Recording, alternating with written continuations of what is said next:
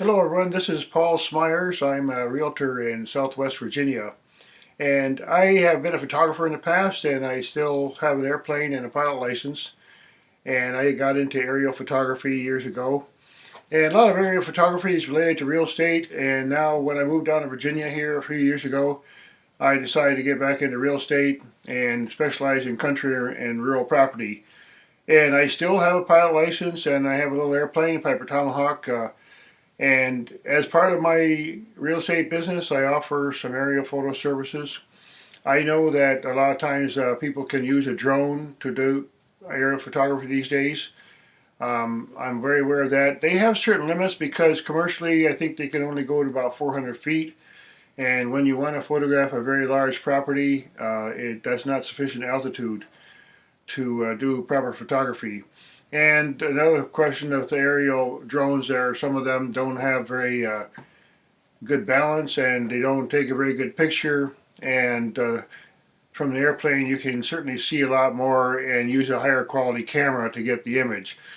So anybody of my customers in real estate, if you have any interest, then please call me. What I usually do is I arrange to find out where the location is, and I study the area and the charts, and then I will arrange for a time of day and good weather when I can get some good photographs. And typically in my airplane, when I fly, I don't actually have a commercial pilot license, so what I do is I have an instructor with me to take care of the airplane while I am doing the photography. So again, I used to do photography in upstate New York and Connecticut and Massachusetts. I have a website called clearskyphotos.com. And my airplane is stored down at Smith Mountain Lake Airport in Bedford County in Virginia. It's a beautiful little area there, and the airport is near the lake, so I think it's about a 3,000-foot runway, and delightful area to have my airplane.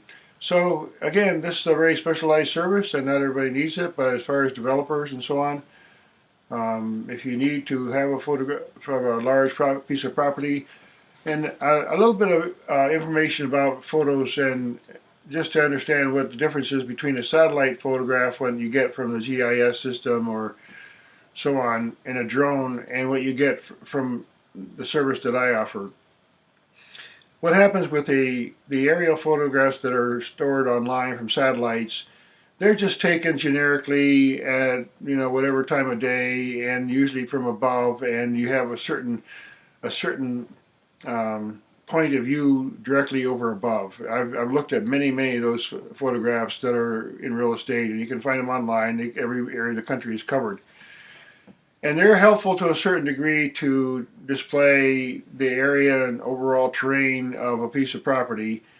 But if you want to capture, for example, the sunrise or certain views or certain angles, there's no substitute for going up there and getting a good aerial photograph. Because when I do an aerial photo job, what I do is I time, depending on which way a building is facing or something, the time of day and so on matters, because the shadows will be in certain positions and so on. So it's a little more customized, and honestly, the price that I would charge for aerial photograph is I charge for the upkeep of my plane and maintenance and so on, which is very nominal, and then my time and energy, because what I do is I'll edit all the pictures and I'll put them on a DVD and I'll make sure they're all good and so on. So please contact me if you have any interest in this service. It's not very expensive overall if you think about the value, and to have it done by a drone is about the same price these days because they'll charge quite a bit too.